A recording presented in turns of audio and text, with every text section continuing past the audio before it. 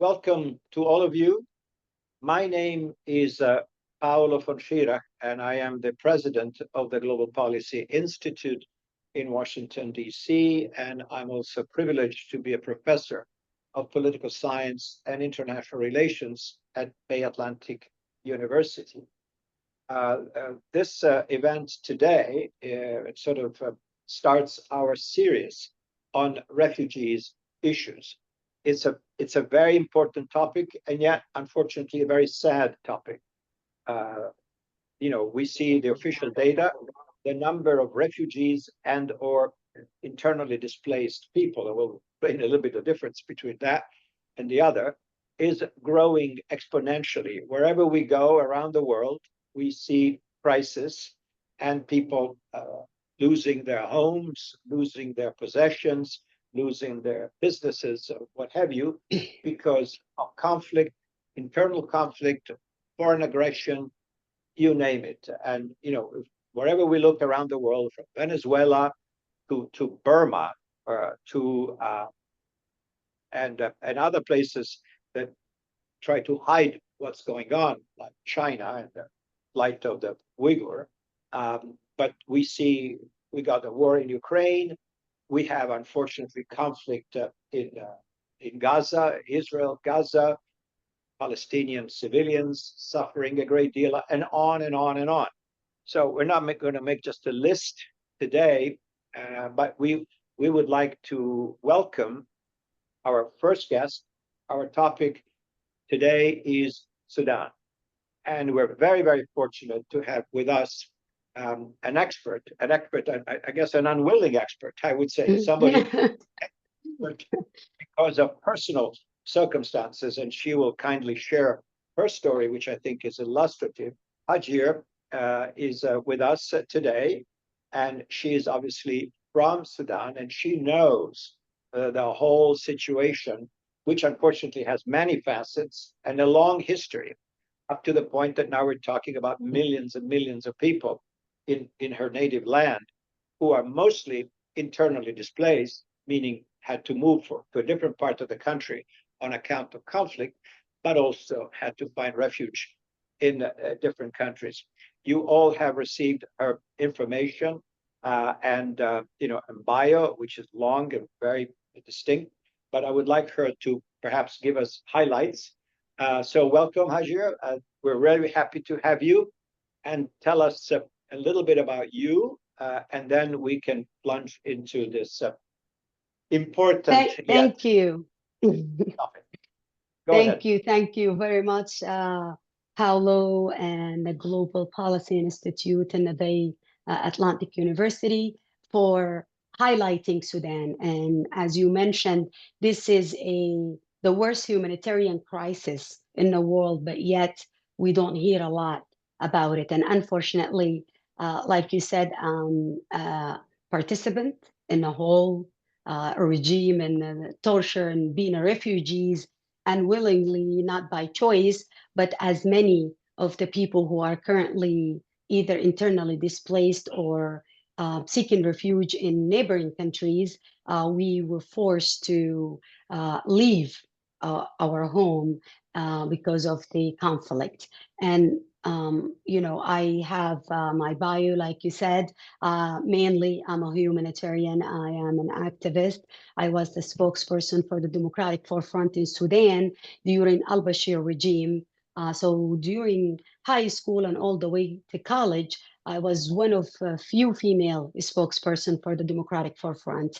And if any one of you here familiar with the 30-year dictatorship with al-Bashir, you will know it is not easy to oppose the government to begin with, let alone to be a female or a woman in that time and trying to speak and ask for human rights and women rights.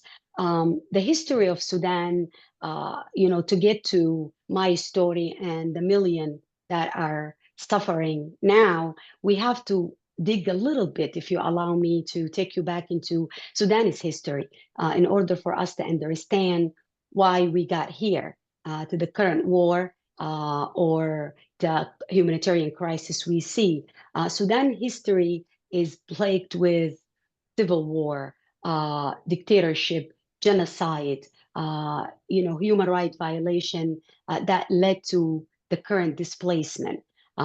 If you look at since 1956, when Sudan gained its independence, up to today, the country had 11 years of peace and not back to back.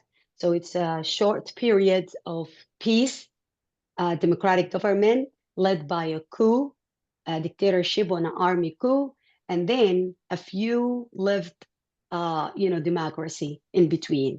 And that's a very small amount if you think about 11 years from 1956 when the country gained its independence from Great Britain.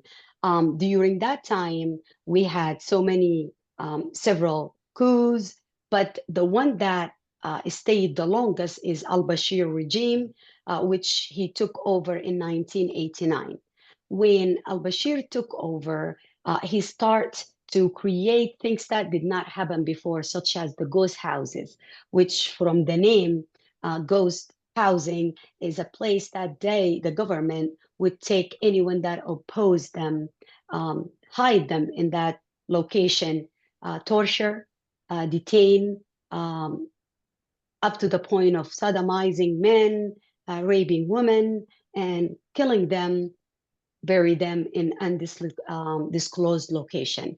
All of this came about after the UN started the investigation with so many people who were cases of enforced disappearance during the 1989 up to the revolution in 2019. Many of you probably familiar with the genocide in Darfur, and I don't want to dig deeper in history because will take the whole hour, but I want you to just understand that every part of Sudan, starting from the war between the North and the South, which is people technically give it the name of a religious war, but in reality, it is greed, just like any other wars that we talk about. It's because of resources and the lack of resources and the other people's willing to fight and kill to get those resources. Sudan is used to be one of the largest country in Africa, and it is still the richest country, yet it's the poorest country, rich with oil, minerals, agriculture, the land. It has I believe, over 7 different regions, from Sahara to rainforest to anything that make the country one of the fertile places. Sudan and Haiti in the whole world, you can grow anything and it will grow. If you look also in the agriculture part, you will find that 80% of gum Arabic, or the Arabic gum that comes from Sudan, which is used in food, in Coke, even the Coke that we drink, makeup that people use. Also, anyone has a cell phone, and all the minerals that are uranium, lithium, that is coming from Sudan. So the interest from not just neighboring country, but other countries in Sudan um, allowed them to create a relationship with al-Bashir. So they have a joint mutual benefit. They are allowed to come to Sudan, dig, and there is a mountain called Amir Mountain, or Jabal Amir, that has gold. It's a mountain of gold, literally. The al-Bashir made a treaty with Russia. They will give them the gold. They provide them with training, weapons, and Wagner Group. I'm sure you guys are familiar with the Wagner Group. They had a base there. So with that mutual interests between China, Russia, UAE, and different regions, they start to provide machinery, they start to provide guns and unmanned aircraft, etc., to help al-Bashir control the citizens of Sudan. And from that, it started the militia the Janjaweed militia, which is currently now is part of the war. The militia was created by al-Bashir to protect him and to keep everyone that is fighting against him, just like during the South Sudan war and the Darfur region, the division between the Arab and the African tribes there. He used, created, and fund the Al-Janjaweed. Hamiti is the leader of the Janjaweed and used them for that reason. But just like any mercenary and hired for kill militia, they don't follow any rules or regulations. So when the Darfur genocide happened and the world start to notice and see the crime, and people submitted requests that led to al-Bashir indictment, and him and few of his cabinet to be indicted by the ICC, the International Criminal Court, and their names was put on the list of war criminals and crimes against humanity. We thought we were making progress at that time and trying to get al-Bashir ousted. People were peacefully protesting, and that led up to the 2013, 2018, and finally the 2019 revolution that ousted al-Bashir and got rid of a 30-year dictatorship government. But during that time, the Janjaweed militia was already in Khartoum because al-Bashir deployed them to help fight and kill the protesters. They were already there, so they and the army made a deal to become part of the sovereign government. That led to Al Burhan, who is the leader of the Sudan army, to become the president, basically, and Hamiti, the Janjaweed leader, who's the killer that caused the genocide, to become the second chair, the vice president in the country. From that, things went downhill. The revolutionists and the citizens refused to allow them to continue and become, just another hand of the previous government. They continue fighting and being outside on the street, and that led to the coup on October. Did you say anything, Paolo?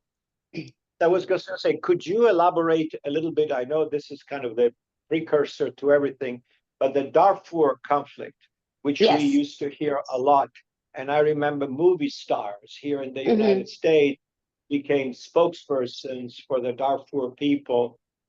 Explain to people who don't understand very well the history of the ethnic composition of your country. That seemed Yes. to be the race motivated kind of ethnic, like Part doing of it. away with is that correct to characterize Yes. it that Yes, do part of away it. to kill everybody Uh, yes. Yes. Sudan has I believe close to 500 tribes. And that's a huge number, 400 dialects or languages that people speak. So automatically, people are not going to agree to the same thing. And instead of finding the mutual agreement, al-Bashir and his cabin consider themselves the superior because they are Arab and Muslim. Part of the Darfur genocide, some are Africans and different tribes, and that's the same thing with the war in South Sudan. South Sudan, mainly Christians, African descent, and the North is mainly Arab, although we are mixed. You can't say you are purely Arab. But because of that race and the religion, different religions, different race, conflict arise in different several parts of Sudan. But I personally believe the main reason for this war and any other war is greed, power, and not just external hands, but even the internal people. They're not agreeing to one thing. With the Darfur genocide, Nuba Mountain, Janjaweed, and al-Bashir regime basically wiped villages. They did mass rape. Uh, in Sudan, there is an actual market for human trafficking. Women, young boys and girls are being trafficked and sold. It's not a safe place in Darfur since the war erupted in 2003, but up to this point, in that region, people had to migrate and move around because they were bombing their villages. So the conflict came to Khartoum. The same people who created the same thing came to Khartoum for that. Let me just talk a little bit about my personal experience with that because I was during the al-Bashir regime. I was in high school, and like I said, I was a spokesperson. But I personally suffered dearly. I was detained. I was tortured, hung from a tree, beating from head to toe, and detained for a month to a time. Those ghost houses I mentioned earlier, the regime at the beginning, they were a little bit lenient with women, but the leniency is not, just talking to you. You are suffering, and they were not doing rape to women, but they sodomize men and sexually assault. But women are threatened with rape and sexual violence. For me personally, the worst injury that I had beside the regular, torture and detention during college, we had a rally. I was the spokesperson at that time, and I was hit by a metal pipe. I'm not sure if you can see here, but my head was bashed open. And that led to my blood being shed. So, in another word, the government let everyone know that if they can find me and kill me, they will not suffer consequences. And that just not just me, but that happened to any woman, a form of intimidation and pushing you to either stop or face the consequences. So I lived through this regime up to 1999 when I had to flee with the help of the UN. I went to Egypt, registered with the IOM and the UN, and finally, after several months, my case was accepted and I granted settlement here in the United States. I came here in 2001 and my activism continue. At that time, you feel personally, you feel like you abandon your message, you abandon your people, but the alternative was death. So you are put in a position where you either choose your life to survive and continue to see another day and fight, or stay there and basically die. My journey as a refugee there, that's a whole new story. And I'll briefly talk about it later on. But I want to stay with the topic of the assault, the human rights violation that is been going on, not just during al-Bashir regime, but since the war erupted. When, Interrupt you for yeah. a question. At the time, as you correctly pointed out, General slash President al-Bashir, he was indicted by the International Criminal Court. Of Mm-hmm. course, he was never stood trial. Right? He was not. He just ignored, and Yeah. and it seems like many countries in Africa ignored it too, because technically speaking, if you travel to another country and there is an arrest warrant for you, they're supposed to detain you and bring you to the Hague or wherever that is for trial. Mm-hmm. And that never happened. And that shows the weakness of enforcement of this system. But in terms of the casualties at that point, which were, I guess, a large number, as you already explained, the Darfur people, can you give us some numbers of how?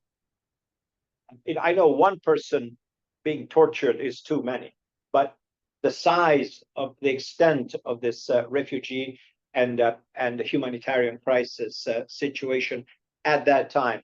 when the Bashir was still in power? How many people are we talking about that were affected directly by his brutal regime at the time? The displacement is several millions that flee the country, either went to the neighboring country of Chad or Ethiopia or any countries on the border, Libya being one of them, and Egypt.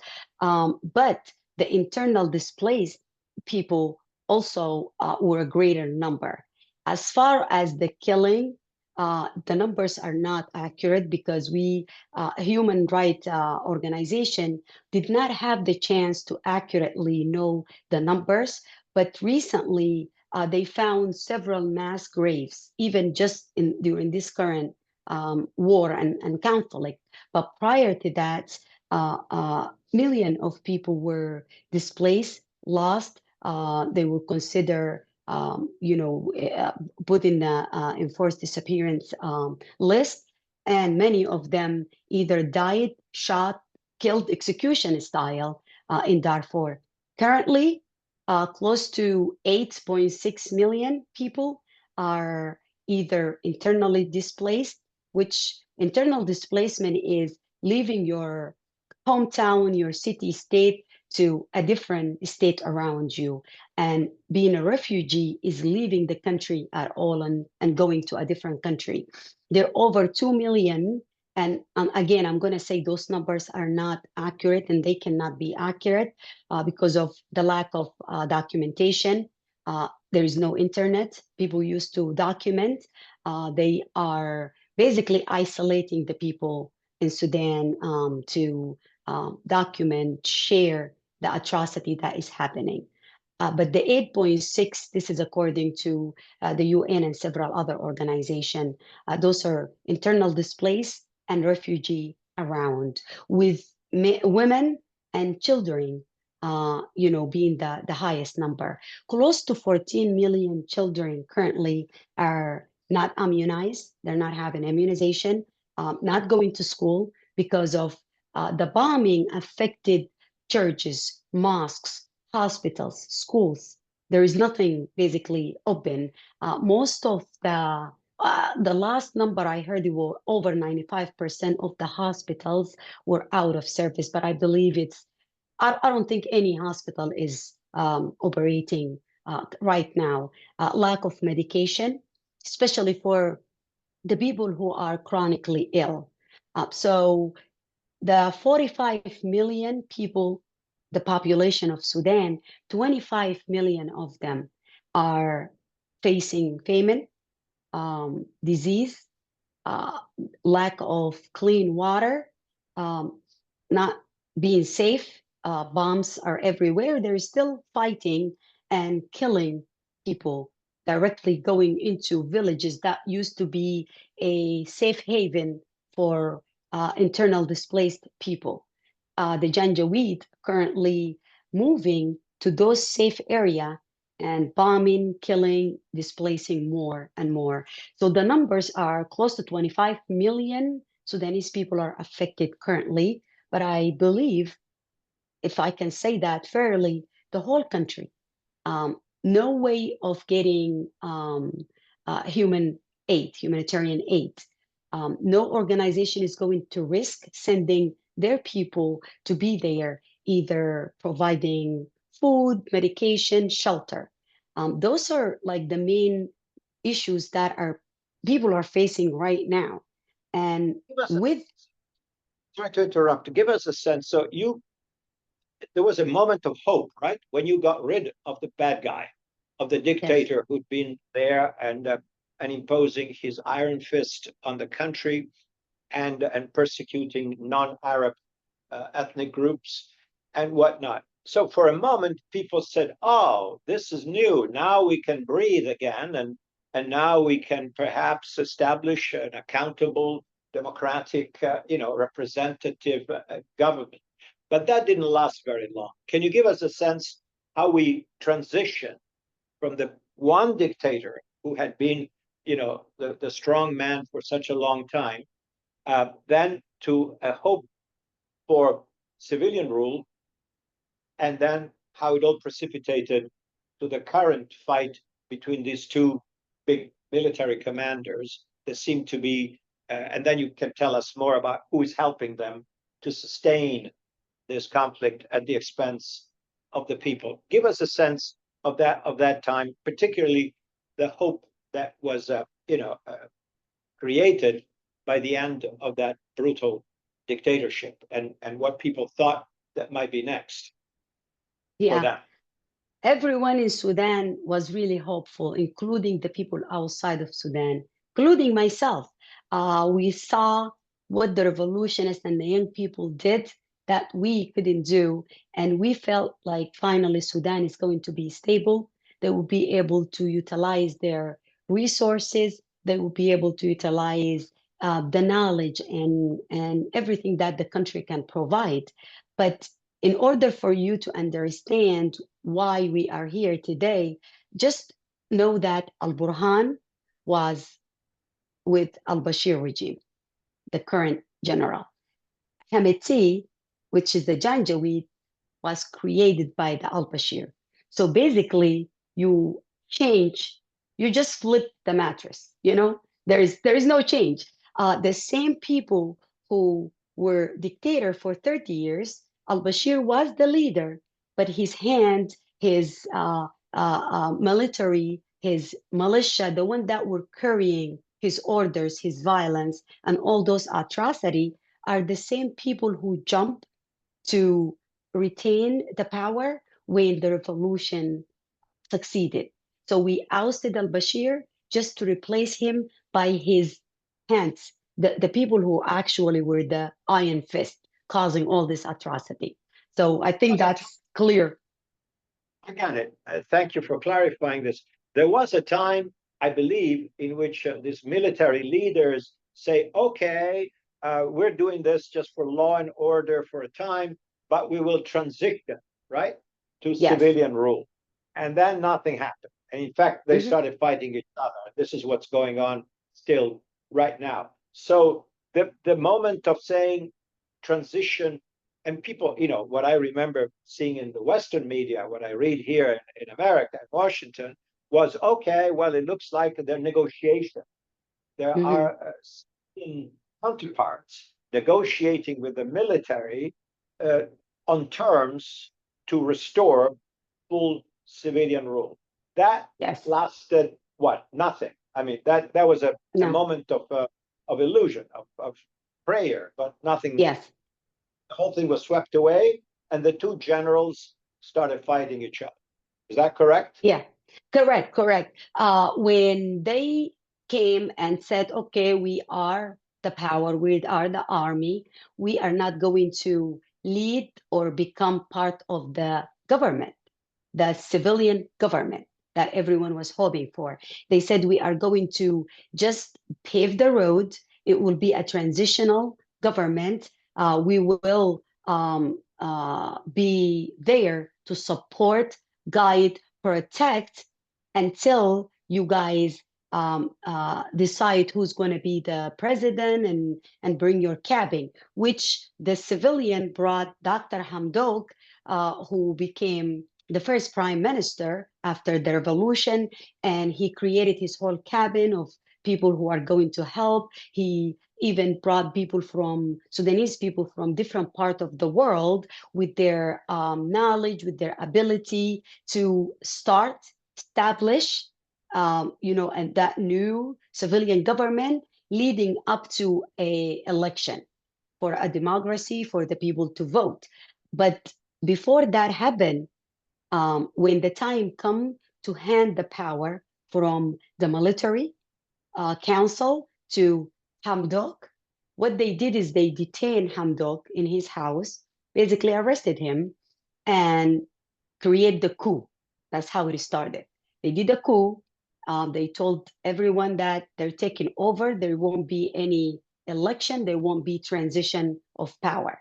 And when they sat together, the two generals, Hamiti and Al Burhan, they decided that they will merge the militia into the army so they can become one happy family, which it didn't happen, of course, because Hamiti has the power earlier you said to mention what other countries are helping. For example, Hamiti and Russia were sleeping in the same bed. Hamiti was providing them with gold. Say that again. Correct. The Say head that of the again. militia.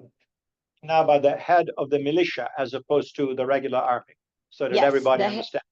the head And of so the these, militia, Hamiti, once he got the power and the money, he started to go on behalf of al-Bashir to speak to different countries. And he's very smart. He's not educated. He's illiterate. He did not finish school, right? But he is smart because he started to build relationship with countries.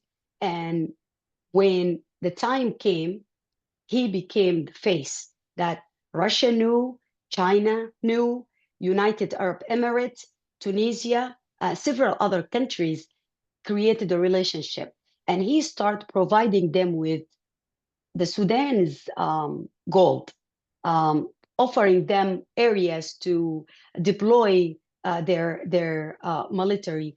He has bases that allow people to come and train.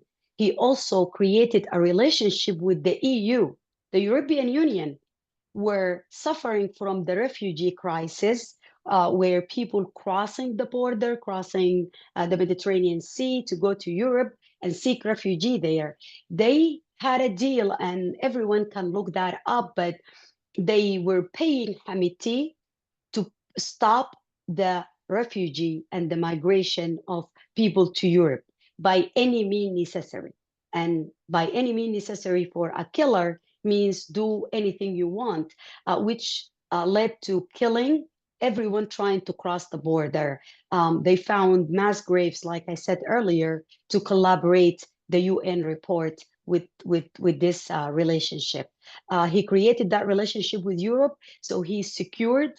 He knew he wasn't going anywhere because he is their eye, he's the one doing their dirty deed there. Russia was benefiting from the gold, which allowed Russia to bypass the sanction and allow them to survive during the war with Ukraine. So basically, Hamiti, the militia, supported the war between Ukraine and Russia. What's going on as we speak right now? Yes, currently. yes, This it is currently.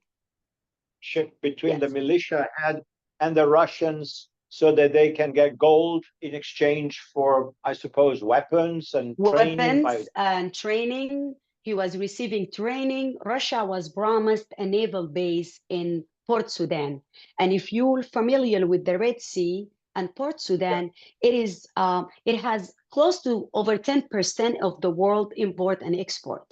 And Sudan location is geographically perfectly located. So once you have access to that region, you have access to the other countries in that region. So he used that in order for him to survive. He has the money, he has the power, guns, unmanned aircraft. They provided him with listening devices, with training. And the European Union actually has a base that they were training the militia. They were training them on combat trainings. Few retired Army and Navies here from the United States were also training the militia. We're not talking about the Army yet, so just talking about Hamiti and the militia. As far as Burhan, China switched and they support the army, which is Al Burhan now, because of their benefits. They will benefit from the stabilization of Sudan. They are using the resources. Currently, China is benefiting from that. So they switch and now they're supporting the army. When it comes to the country, neighboring country, the UAE, United Arab Emirates, are supporting Hamiti with money, weapon, and anything else he needs, training, software, intelligence, same as Russia. UAE is providing that. And for you to understand the relationship between UAE and Hamiti, the militia, is during al-Bashir regime, Hamiti and the militia were providing child soldiers, providing soldiers to help UAE with their war against Yemen. Do you see how this is all connected? So when people say the war in Sudan, the conflict, or whatever name they give it, is an isolated incident, a fight between Al Burhan and Hamiti, that is not the case at all. It is interest of countries, benefits between the two generals. Yes, they started this war, but who sustained this war and allow it to continue? Despite our effort to have sanctions, to have Al Burhan and Hamiti to be within the ICC list, we were told from the Congress here, and I'm part of a advocacy team that brief Senator Blinken, or Department of State, and the Congress on the situation. So what we were told, that they can sanction Hamiti's brother, who was the second person in the Janjaweed militia, but they cannot sanction Hamiti. That tells you he is powerful. He's supported because he served a purpose for many countries in the world, including many countries in Europe. Did that clarify the interconnection between? My understanding, please give us more detail, that on account of this ongoing conflict between the two armed factions, supported, as you explained to us, by different foreign powers, so they keep having resources and money and weapons, etc. The city of Khartoum, the capital city, my understanding is that it's become like a ghost town. Yeah. That nothing works. That's a city of millions, right? Before the conflict. And can you give us a sense of, imagine a big metropolis with no running water, no electricity, no hospitals, no nothing, no stores, no places to buy food. I mean, how are there still people there? I mean, can the people somehow manage to survive in this horrible circumstances, or everybody left? How does it work? There's three cities, Khartoum being the capital, and then there is Khartoum, Bahri, and Omdurman. Those are the three big cities in the center of Sudan, and all three cities were bombed. Like I said, people were reporting that they have to either walk on top of over bodies. Bodies were decaying on the street. Many people had to bury their loved ones in their front yards.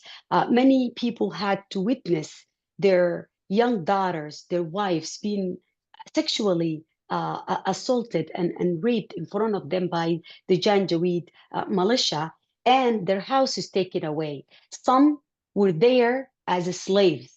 The Janjaweed left them. There's still people who still live there, but the Janjaweed live with them, had them cook for them, clean for them, and they were basically raping the women and killing the elder men, taking the young boys and selling them in a Darfur market. There is a whole report about the human trafficking, not just selling them. And like I said earlier, if there is no market for those two words, should not be put together, selling humans, but it is, unfortunately, there is a market for that. Also, Hamiti will take the young people who are at the age to fight and train them, add them to his militia.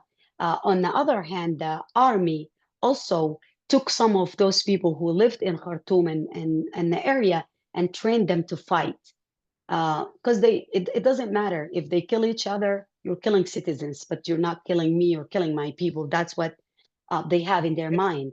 The people who are stay there, they are many people are suffering because there is no way to get them anything.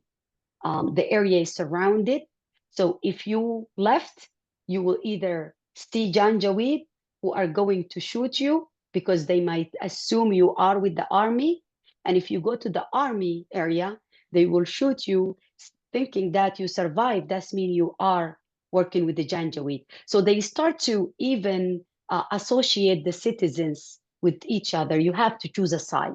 You cannot be just a normal, regular citizen. You have to either be a Janjaweed or an army. And this is a miserable humanitarian crisis, like I said. And anything that comes to the country from organization, it's either taken by the Janjaweed or taken by the army and used for their own benefit. Can you elaborate a little more? You told us about the militia and all the support they get from, you say, from Russia, um, from the United Arab Emirates, from other places. What about the army? And you mentioned that China is leaning towards support for the army faction. Who else is support? Because who else says, okay, well, these are the regular armed forces of Sudan. We support them. Who? Oh, Most countries consider the army as the country's legal army. So they're supporting, including Iran, who provided them with also intelligence, provided them with aircraft, provided them with weapons and people. That became a very fertile area for terrorists to come. And you probably saw or heard the report about group of ISIS, group of Al-Shabaab, group of different terrorist organizations who came, deployed their people to fight with the army. So the army is supported by those people as well. Egypt, on the other hand, is supporting, although they did not declare, but at the beginning, from the beginning, they were supporting both parties. So some hand with the right hand, they support the militia. With the left hand, you support the army. Israel currently supporting the army for their own benefit as well.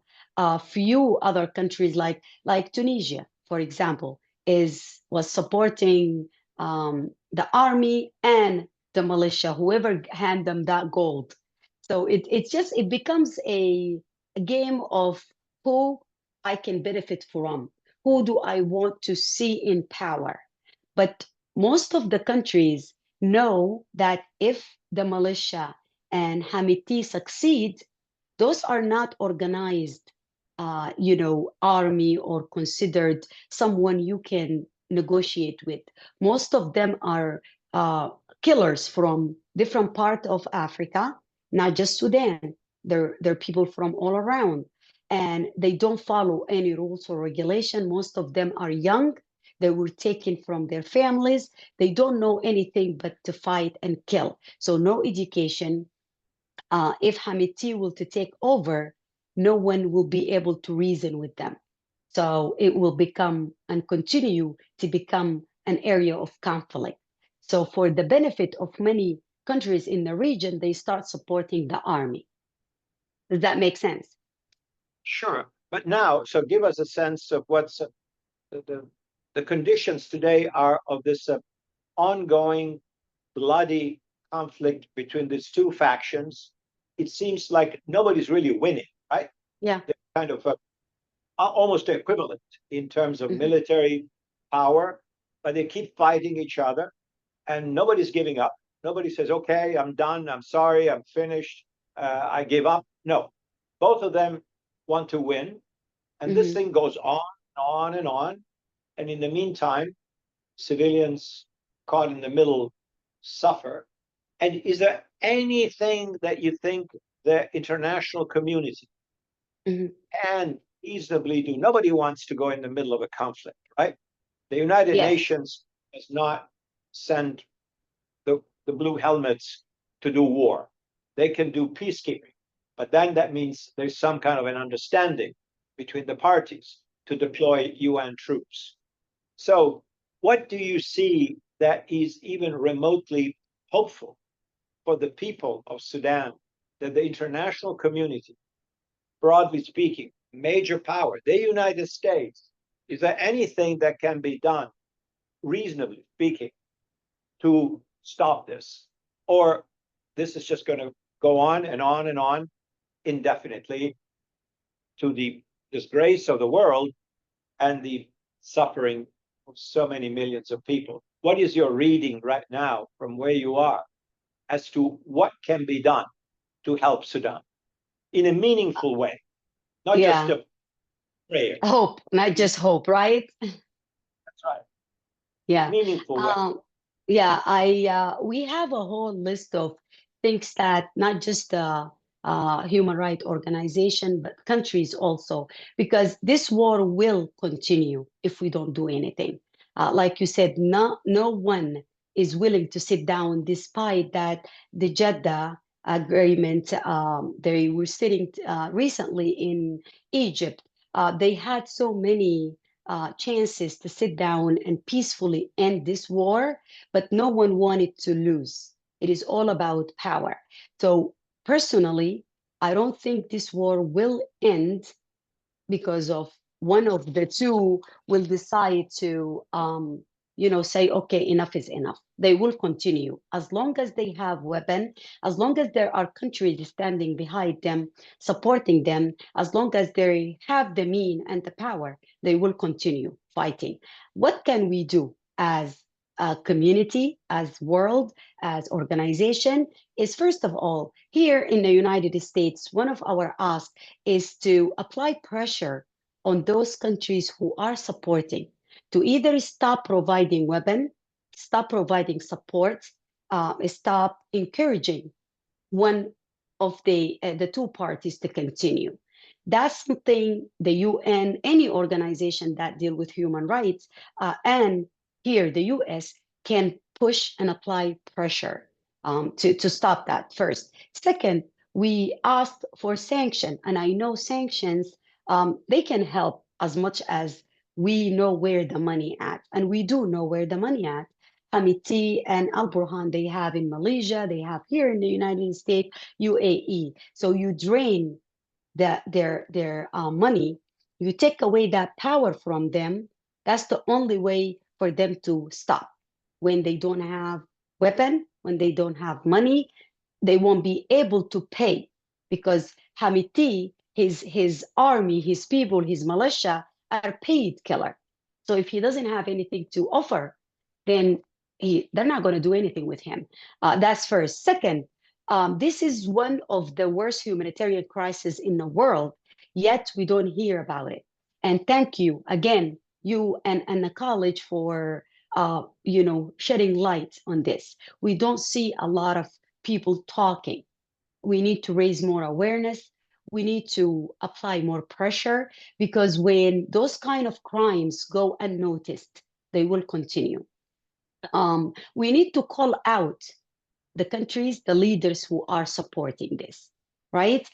Second, we need to truly document, ask for Al Hamiti, Al Burhan, and everyone in their cabin and in their right hand people to be listed as war criminals, to be indicted by the ICC, even if if we're not going to see the result right now, just like what happened with Al Bashir, but at least we will have that. Once we are able to stop this war, they can be brought to justice. Documentation, and accountability. The other point that I want to really, talk about is not just the humanitarian crisis in Sudan and the lack of aid and the violation and the violence against women and children especially, but the neighboring country. We need to allow the refugees to enter, give them a chance. The rules are really tough, especially with Egypt and Ethiopia. We need to apply pressure to those countries to allow people to seek refuge in the countries. We can even create a living condition, a living area where we can have camps.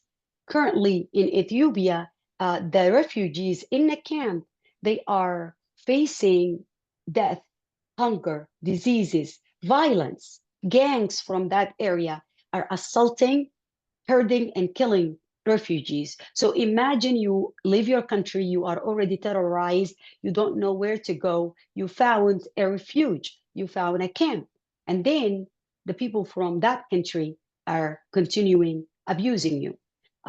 Egypt, on the other hand, we have funds, we send funds to the country, but those funds are not going to the refugees. They are there, they are deported if they don't renew their visa, which is ridiculous to me. Many people that were arrested and deported back to Sudan. And this is the worst failure of all of us collectively, because how can you deport a refugee, send them back to a war zone where there is nothing? Um, the ones that are staying and legally and have their visa renewed, they're not able to work because Egypt is the citizens in Egypt alone. They're not a small numbers, and they are refugee from Syria, from different part of the world. Adding to that, few almost a million going from Sudan. There is no jobs, no places to stay. So how are people? How are we expect the refugees in Egypt, in Ethiopia, in Chad, in any neighboring country to survive if we're not providing the support, or if we're providing support that is not reaching the intended people? I think we're getting, thank you so much for this. And again, we appreciate the detail and that you are giving us. Unfortunately, it's a really tragic story. I cannot understand why the International Criminal Court has not issued indictments, Yeah. because it seems to me that should be sufficient evidence, as they say, the lawyers say, probable cause of Mm-hmm. crimes committed, human rights violations, war crime violations, and all that. We do we have Talga? Do we have any questions from our audience that we would like our speaker to address? Yes, sir. So, okay. So, because I need my glasses here. Can you see the questions, Hagir? Hagir? Yes. There is one question from Ari. She said, "Can you elaborate, please, the role of Islamists in this war?" Okay, so this is a really huge question. Um, uh, Somebody else says they have a question. But let me just briefly explain the 1989 al-Bashir regime. It started it was the Islamist government wanted to rule by the Sharia law, wanted to allow a safe haven. That started with Hassan al-Turabi, which is one of the leaders who brought the Islamic Sudan Islamist regime and party to surface, right? He started the safe haven for terrorists. I'm sure you know Osama bin Laden was there for a long period of time. They had camps, and that's one of the reasons why the U.S. bombed the pharmacy in Sudan, if you remember that incident. But from not even prior to 1989, with during Al-Nimeri regime and Al-Turabi, many terrorist organization found safe haven in Sudan, and they continue up to today. And I mentioned few areas where they came and became part of the current war also. I hope this is clarify your question. If you want me to elaborate more, Arij, please do send a message. Okay. Do we have any other questions? We do have one more about the American role in the crisis. Yes, the American role in the crisis. What is that? Um, What has it been and what can it be if it were more productive? Let's put it this way. Yes, it is not productive, I can tell you. Since the revolution started, we sat down numerous times with Congress, with both. We sent a resolution. Menendez and few other from Congress submitted a resolution that some of it passed, but some was rejected. But we are at the stage of watching and condoning, which is not helping anyone by us saying, this is really bad. We want you to stop. This is not the way we ask. So we did not do, as a country, we did not do anything to prevent, despite that we did explain in our meetings that Russia goal is to take over that region and to become the power that is going to basically govern the whole world if we don't do something about it. The United States is sending messages, asking politely the two generals to stop, but there is nothing official that was done. We did ask our government to basically use the relationship with the ally to pressure them. We ask to provide support. We ask to create camps, refugee camps. We ask to provide funds, aid to organizations that are actually working there, but yet to see that happening in reality. It is a neutral stance. Oh, that's a very well. Let's leave it at that. We see. I think we have another question. Can you read it? There from Sayer. Okay, when did the collaboration of Hamiti start with Russia with regards to the gold mine extraction? So I'm gonna answer the first one. Did it start in al-Bashir time? It did start in al-Bashir time because, like I said, al-Bashir was using him, and the name Hamiti came from Himaiti, which is my protection. His name is Abdurrahim Dagalo, Muhammad Hamdan Dagalo.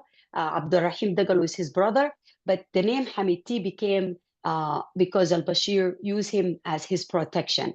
And using him as a protection gave him the chance to go speak on al-Bashir's behalf. So he started to create the relationship. And once al-Bashir gave him that mountain armor, because he needed to supply with men power, right? And those people are hired killers. They needed money. So al-Bashir gave him that mountain of gold. He used that gold and to start to advance his relationship, start to provide it to Russia. During the revolution, there were reports of military grade aircraft coming at night to Marawi area, northern Sudan, and leaving, and many of them coming.